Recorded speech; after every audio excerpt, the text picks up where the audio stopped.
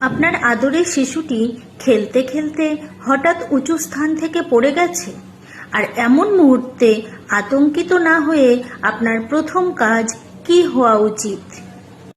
অনেক সময়ই আমাদের ছোট্ট অসাবধানতা হতে পারে বড় দুর্ঘটনা। শিশুরা উচ্চতা থেকে পড়ে গেলে অনেক সময়ই আমরা ভুল চিকিৎসা করে ফেলি। তাই আমি আজ আপনাদের সঙ্গে শেয়ার করব শিশু পড়ে গেলে প্রাথমিক সঠিক চিকিৎসা কি হওয়া উচিত। নমস্কার, আমি পূর্ণিমা সরকার, পেশায় একজন নার্সিং অফিসার। প্রথমেই বলি, শিশুরা বা সন্তানরা আমাদের প্রাণ, আমাদের জান, ওরাই আমাদের ভবিষ্যৎ। তাই সঠিক সময়ে সঠিক চিকিৎসাই ওদেরকে সুস্থ রাখতে পারে। শিশুরা যখনই হামাগুড়ি দেওয়া শুরু করে তখন থেকে 10 বছর পর্যন্ত প্রচণ্ড চঞ্চল থাকে, আর এই সময় যে কোনো স্থান থেকে পড়ে যাওয়ার একটা চান্স থাকে। হঠাৎ করে পড়ে গিয়ে আঘাত পেলে কি কি করবেন এবং কি কি করবেন না সেগুলো বলছি। প্রথমেই বলছি কি কি করবেন। 1 নাম্বার বলবো, শান্ত থাকুন। অর্থাৎ শিশু যখন পড়ে গেছে তখন আপনিও সাথে সাথে আতঙ্কিত হবেন না, তাহলে শিশু আরো ভয় পেয়ে যাবে।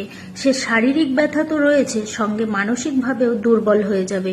তাই আপনার শান্ত থাকাটা অত্যন্ত জরুরি। 2 নাম্বার বলবো, রক্তক্ষরণ হলে সেটা আগে বন্ধ করুন। কোনো কাপড় দিয়ে চাপা দিয়ে ধরে রাখুন। 3 থেকে 4 মিনিট ধরে রাখুন, রক্ত বন্ধ হয়ে যাবে। 3 নাম্বার বলবো, কোথাও ফুলে গেলে প্রথমে সেখানে 10 থেকে 15 মিনিট বরফ দিয়ে সেক দিন, তাতে ফোলা কমে যাবে। সরাসরি বরফ দেবেন না, কোনো কাপড়ে জড়িয়ে নিয়ে তারপর সেক দিন। 4 নাম্বারে বলবো, শিশুর স্বাভাবিক আচরণগুলো লক্ষ্য করুন। অর্থাৎ যেই হাতে বা পায়ে ব্যথা পেয়েছে সেটা স্বাভাবিকভাবে নাড়াচাড়া করতে পারছে কিনা সেটা আগে দেখুন। যদি না পারে তাহলে জোর করে নাড়াচাড়া করানোর চেষ্টা করবেন না। 5 নাম্বারে বলবো, স্পেশাল কতগুলো লক্ষণ পর্যবেক্ষণ করুন। অর্থাৎ শিশুর সাথে সাথে ঘুমিয়ে পড়ছে কিনা, শিশুর বমি হচ্ছে কিনা, অত্যন্ত কান্না করছে কিনা বা অজ্ঞান হয়ে যাচ্ছে কিনা, সঙ্গে খিঁচুনি হচ্ছে কিনা।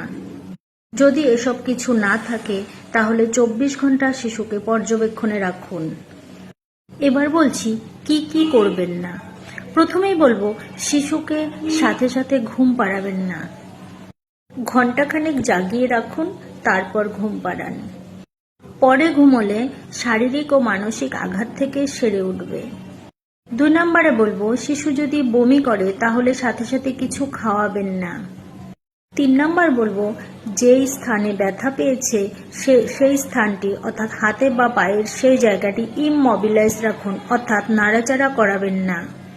যদি প্রচণ্ড ব্যথা বলে তাহলে যদি ঘরে থাকে প্যারাসিটামল বা আইব্রুফেন সিরাপটি খাওয়াতে পারেন বা ট্যাবলেটটি খাওয়াতে পারেন। তাছাড়া অন্য কোনো ওষুধ ডাক্তারের পরামর্শ ছাড়া খাওয়াবেন না।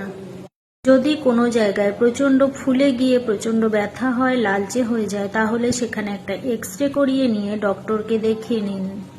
এভাবে 24 থেকে 48 ঘন্টা অবজারভেশনের পর যদি মনে হয় শিশু ঠিক আছে তাহলে আর ডাক্তার দেখানোর প্রয়োজন নেই। কিন্তু যদি পড়ে সাথে সাথে অজ্ঞান হয়ে যায়, প্রচণ্ড ব্লিডিং হয় বা রক্তক্ষরণ হয়, নাক দিয়ে বা কান দিয়ে রক্ত বের হয়, যদি শিশুর খিঁচুনি হয়, মাথায়, ঘাড়ে বা কোমরে প্রচণ্ড ব্যথা হয়, বা যে জায়গাটা কেটে গেছে সেটা যদি বেশি পরিমাণ কেটে যায়, তাহলে অবশ্যই সরাসরি এমার্জেন্সিতে নিয়ে আসুন। ধন্যবাদ।